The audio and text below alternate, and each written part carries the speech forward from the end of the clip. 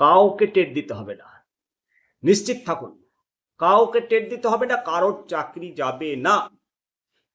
শুধু নিজেদের মধ্যে ইগো ভুলে এক ব্যানারের নিচে এসে টিকে থাকার লড়াইয়ে সামিল হতে হবে, এই আহ্বান করেছে লিগ্যাল টিম।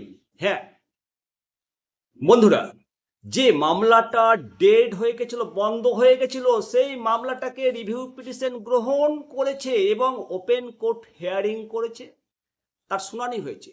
শুধু তাই নয়, শিক্ষকদের পাশে দেশের সেরা সেরা আইনজীবীগণ, রোহতগিজি, সিংভিজি, পাটোয়ারিজি, ব্যানার্জিজি, এরা জোরদার সওয়াল করেছে কোর্টে।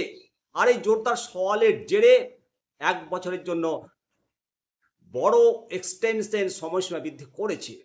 এতে এই 25 লক্ষ শিক্ষক শিক্ষিকার মধ্যে বেশ কিছু শিক্ষক শিক্ষিকাগণ ইতিমধ্যে স্বস্তি পেয়েছেন। এটা একটা বিশাল জয়। কিন্তু বিতর্কটা আসলে কোথায় জানতে হবে। মূল লড়াইটা গড়ে উঠেছে 2017 সালের গেজেট নোটিফিকেশনের আরটিই অ্যাক্টের ধারা 23-এর উপধারা 4 এবং 5-এর ব্যাখ্যা নিয়ে। মাননীয় বিচারপতিজি দীপঙ্কর দত্ত এবং বেঞ্চের অন্যান্য সদস্যগণ আইনের কিছু প্রশ্ন নিয়ে অস্পষ্টতা নিয়ে প্রশ্ন তুলেছেন। সোজা কথায়, আইনের ভাষা স্পষ্ট না হওয়ায় বলির পাঁঠা হতে হচ্ছিল সাধারণ শিক্ষকদের। কিন্তু এই শুনানির পর ছবিটা বদলে গেছে। লিগ্যাল টিমের দাবি, এখন আর কেন্দ্র সরকার দায় এড়াতে পারবে না, পুরো দায় বদ্ধ কেন্দ্র এবং তাদের জবাবদিহি করতেই হবে। তবে সন্তোষ সিং বাঘেলজি, লিগ্যাল টিমের সদস্য, স্পষ্ট জানিয়েছেন যে এই 1 বছরের স্বস্তি তো কেবল প্রথম ধাপের সাফল্য, আসল লড়াইটা এবার শুরু হবে। এই মামলার পরবর্তী শুনানির জন্য ফ্রেশ বেঞ্চ গঠন হবে। সেখানে খোদ ভারতবর্ষের মাননীয় সিজিআই সাহেব থাকবেন, মাননীয় সূর্যকান্তজি, বিচারপতি মাননীয় রামনত্রজি মতো হেভিওয়েট নামগুলো থাকছে। এবারকার লড়াই শুধু কোর্টের 4 দেওয়ালের মধ্যে সীমাবদ্ধ থাকবে না।